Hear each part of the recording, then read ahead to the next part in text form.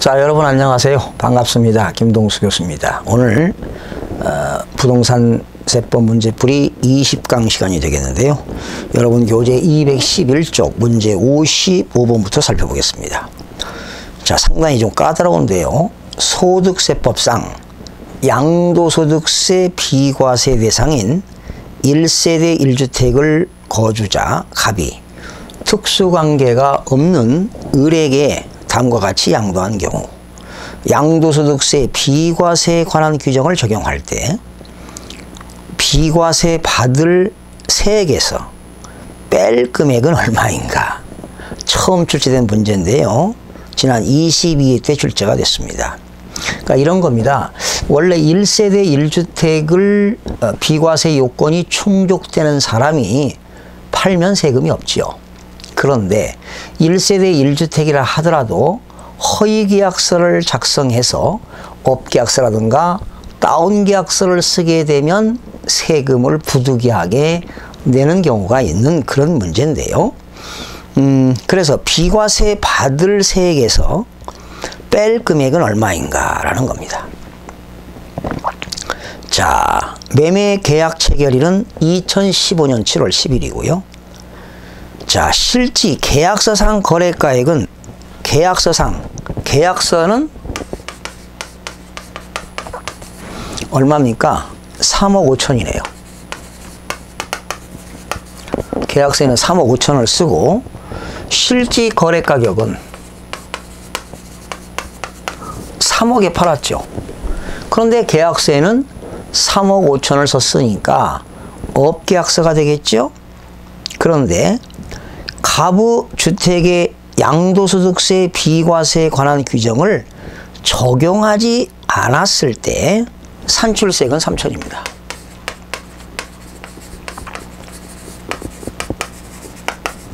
산출세액은 3천인데 문제는 비과세 받을 세액에서 뺄 금액은 얼마냐라는 거지요. 그러면 지금 이제 비과세를 받을 때 받는 세액, 비과세를 받는 세액, 만약에 내가 2억을 주고 샀는데 3억에 팔았다면 1억이 이익 생긴 거 아니겠습니까? 그 1억이 세금이 없는 거잖아요. 그 비과세에서 세액에서 뺄 것은 어떤 거냐? 뺄 것은 비과세를 적용하지 않을 때 산출세액 3천만 원과 실지 거래 가격은 3억인데 계약서에 3억 5천을 썼으니까 업계약서가 5천만 원입니다. 업계약서가 됐던 다운계약서가 됐던 그 금액과 산출세액 중에서 적은 금액을 공제하도록 되어 있습니다. 다시요.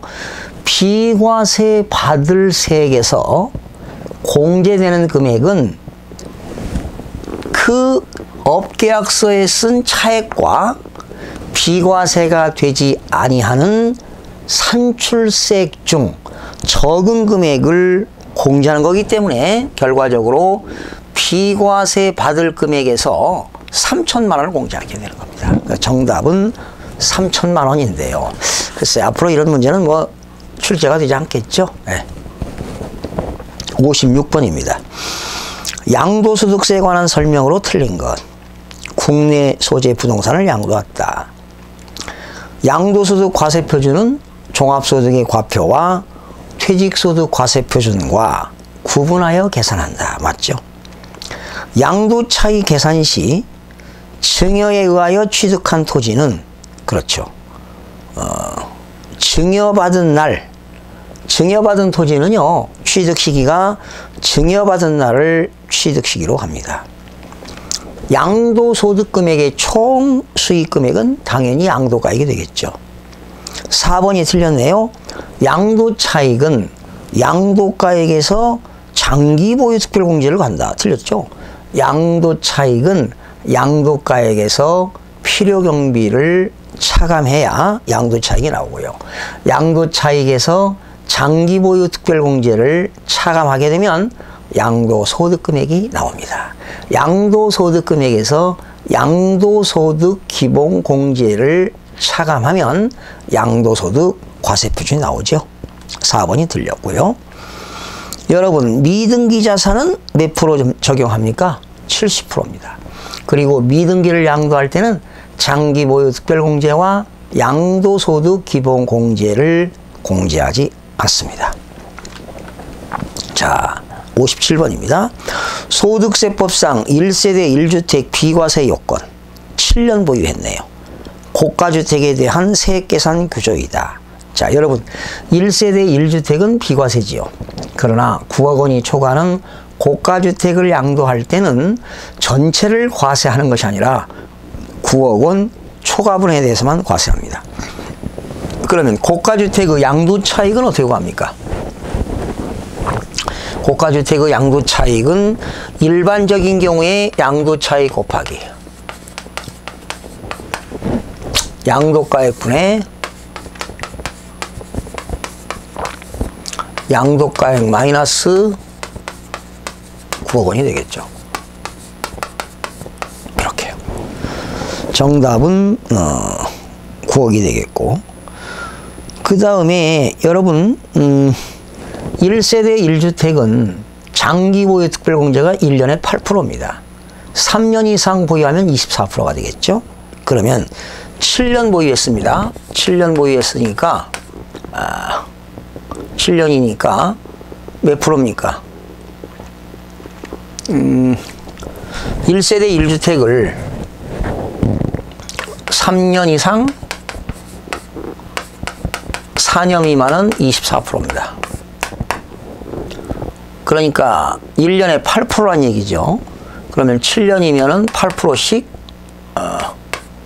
8%니까 몇 프로입니까? 56%인가요? 그렇죠.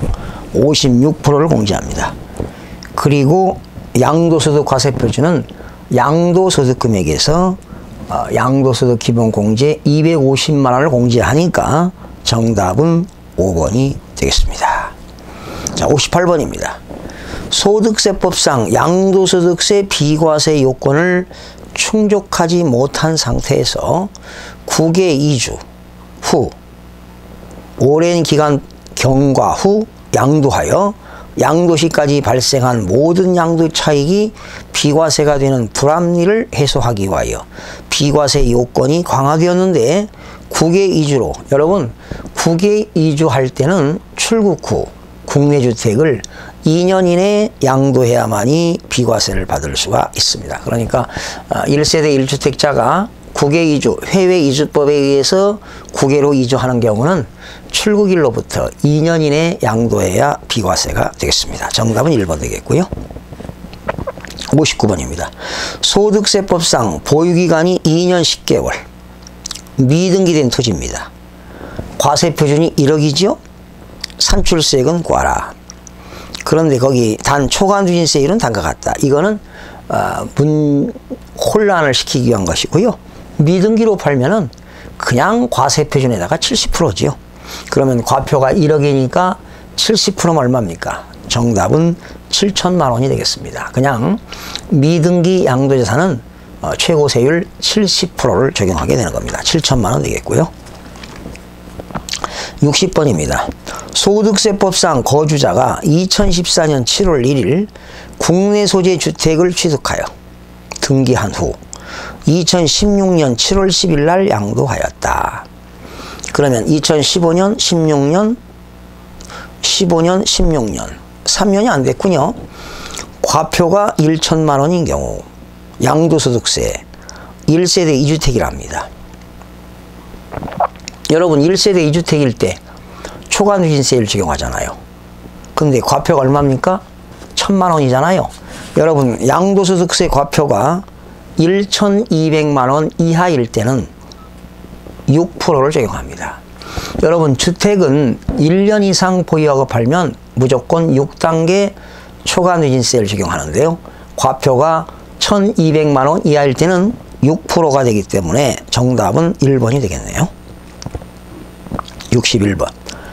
1세대 3주택 보유자가 10년 보유한 주택을 2017년 10월 24일에 양도하였다. 가장 틀린 거.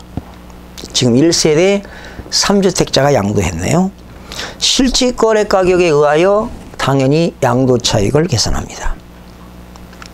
필요경비를 계산할 때는 당연히 자본적 지출과 직접 양도 비용을 공제하겠죠. 장기보유 특별공제는 양도 차익에 대하여 보유기간별 80%를 곱하여 적용한다. 틀렸죠? 이거는 1세대 1주택일 때 최고 80%고 이거는 10년 이상 보유한 주택이니까 주택은 최고 30%니까 3번이 틀렸습니다. 10년 이상 보유했으니까 양도 차익의 공제율은 30%가 되겠습니다. 3번 틀렸고요.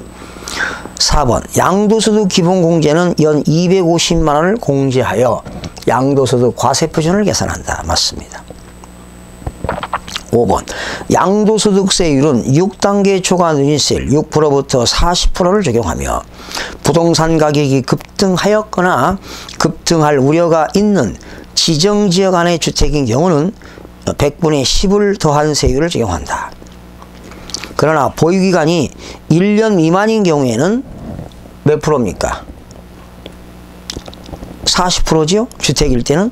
그런데 10%를 더해서 50%의 높은 세율을 적용하게 되는 거죠. 6번. 지정지역에 있는 부동산으로서 1세대가 주택과 조합원 입주권을 보유한 경우로서 그 주택의 수가 3주택 이상의 경우는 역시 일반 세율의 10%를 더한 세율을 적용하게 되는 겁니다. 네, 정답은 3번이 되겠고요. 62번입니다.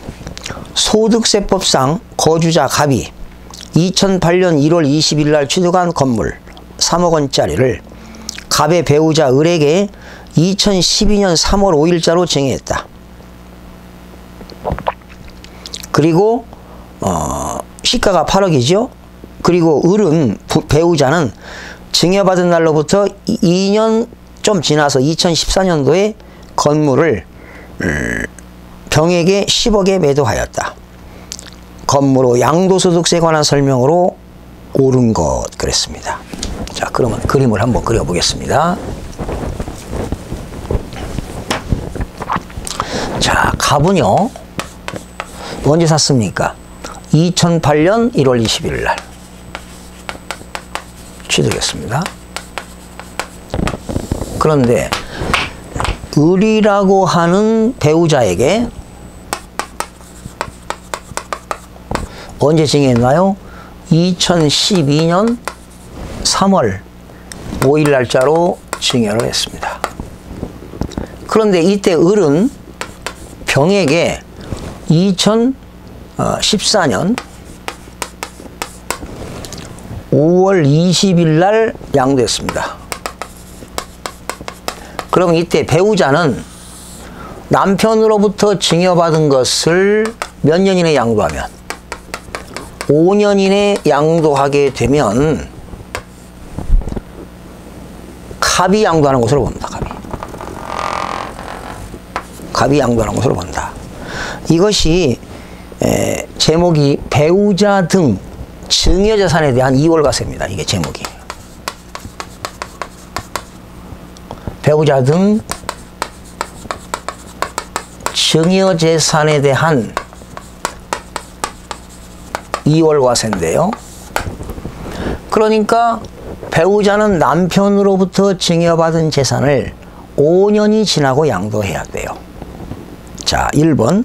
양도소득세 납세무자는 갑에게 있다. 틀렸죠? 을입니다. 을. 배우자가 양도했기 때문에 을이 양도소득세를 내야 되고요. 2번. 양도소득금의 계산 시 장기보유 특별공제 적용한다. 그러니까 배우자가 양도했어도 장기보유 특별공제는 남편이 최초로 취득한 날로부터 부인이 양도하는 날까지 이 보유기간을 장기보유 특별공제 해줍니다. 2번이 정답이고요. 양도차익 계산 시 양도가액에서 공제할 취득가액은 8억이다. 양도는 을이 얼마에 했죠? 10억에 양도했습니다. 10억. 이때 취득가액은 남편이 취득한 금액이기 때문에 남편이 취득한 금액이 얼마입니까? 3억이잖아요. 취득가액은 3억입니다. 4번. 을이 납부한 증여세 있죠? 을은 남편으로부터 증여받았을 때 증여세를 냈었는데요.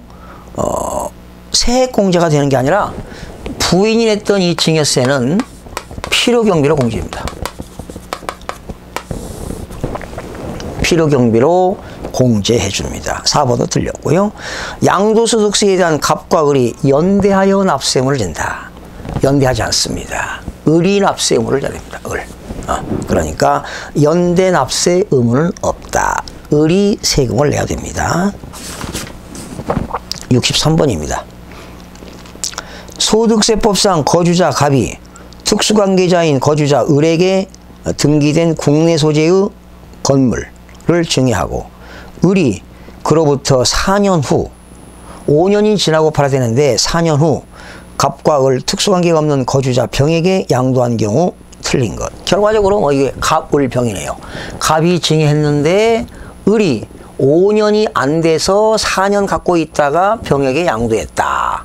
이때 갑과 을은 특수관계인이다. 이렇게 됐죠. 1번. 을이 갑의 배우자인 경우, 을이 갑의 배우자인 경우 양도 차이 계산 시 취득가액은 갑의 건물을 취득한 당시의 취득가격으로 한다. 맞습니다.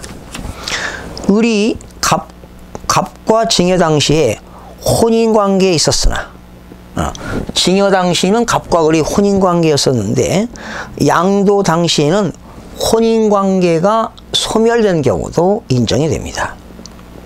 을이 갑의 배우자인 경우 건물에 대한 장기보유 특별공제액은 건물 양도 차익에 갑이 건물을 취득한 날로부터 기산하여, 그러니까 갑이 취득한 날로부터 을이 양도하는 날까지 보유기간에 장기보유를 공제해 줍니다. 또 을이 갑의 배우자 및 직계존비속 외의자인 경우 을이 증여세와 양도소득세를 합한 세액이 갑이 직접 병에게 건물을 양도하는 것으로 보아 양도소득세보다 클 때는 갑이 병에게 직접 양도하는 것으로 보지 아니한다. 여러분, 이게 무슨 말이냐면 을은 증여세를 내고요, 또 을이 팔고 양도소득세를 냈는데, 즉 을이 낸 증여세와 양도소득세를 냈는데 갑이 양도하는 것으로 보는 거 봤을 때 갑이 낸 양도소득세보다 을이 낸 세금이 많다면 직접 양도하는 것으로 보지 않습니다. 즉 과세관청은 세금을 많이 받겠다는 거지요. 5번. 을이 갑의 배우자인 경우 건물 양도소득에 대하여 갑과 을이 연대납세 의무를 진다. 아니죠. 갑과 을이 연대납세 의무를 지는 게 아니라 을이 배우자가 납세 의무를 집니다. 근데 이때 배우자가 낸 증여세는 어떻게 됩니까? 증여세는 필요경비로 공제해 줍니다. 결과적으로 62번과 63번은 내용이 같은 내용이죠. 64번입니다. 양도소득세 예정신고기한. 여러분, 예정신고기간은 양도일이 속하는 달의 말로부터 2개월 이내가 되겠는데요. 계약일이 있죠. 원래는 대금 청산일이 8월 25일이죠. 그런데 토지거래 허가구역입니다. 대금 청산을 했음에도 불구하고 토지거래 허가가 늦어지면 청산일과 허가일 중 늦은 날을 판단합니다. 그러니까 허가일이 늦죠. 허가일이 10월 10일이니까 허가가 있는 달의 말부터 2개월 이내니까 12월 31일까지가 신고기간이 되겠습니다. 65번입니다. 갑이 등기된 국내 소재 공장 건물을 양도한 경우 예정신고와 확정신고에 관한 설명이다. 옳은 것. 2015년 3월 15일에 양도한 경우는 예정신고는 3월 말부터 2개월 이내니까 5월 30일까지가 되겠죠. 틀렸고요. 예정신고 시 예정신고 납부세액공제가 10%가 적용된다. 이제는 예정신고 납부세액공제는 폐지가 됐습니다. 예정신고 관련 무신고 가산세가 부과되는 경우 그 부분에 대하여 확정신고와 관련한 무신고 가산세가 다시 부과된다. 틀렸죠? 여러분 예정신고 안 하면 무조건 신고 불성실 가산세 20%가 부과가 됩니다. 4번 예정신고를 납부할 때 납부할 세액은 양도차익에서 장기보유 특별공제와 양도소득 기본공제를 한 금액에 세율을 적용하여 계산한 금액으로 산출세액으로 한다. 정답은 4번이 되겠네요. 확정신고 기간은 양도일이 속하는 연도의 다음 연도 5월 1일부터 5월 31일까지니까 5번도 틀렸죠. 확정신고는 다음 연도 5월 1일부터 5월 30일까지가 되겠습니다. 자, 66번이 되겠네요. 국외자산입니다. 틀린 것. 납세 의무자가 거주자로서 국외자산 양도일까지 국내에서 5년 이상 주소 또는 고소를 둔 자가 납세 의무자가 되겠고요. 그리고 지상권, 전세권은 등기 여부에 관계없이 과세 대상이지만 부동산 임차권은 등기된 경우에 한한다. 이거는 국내 자산이고요.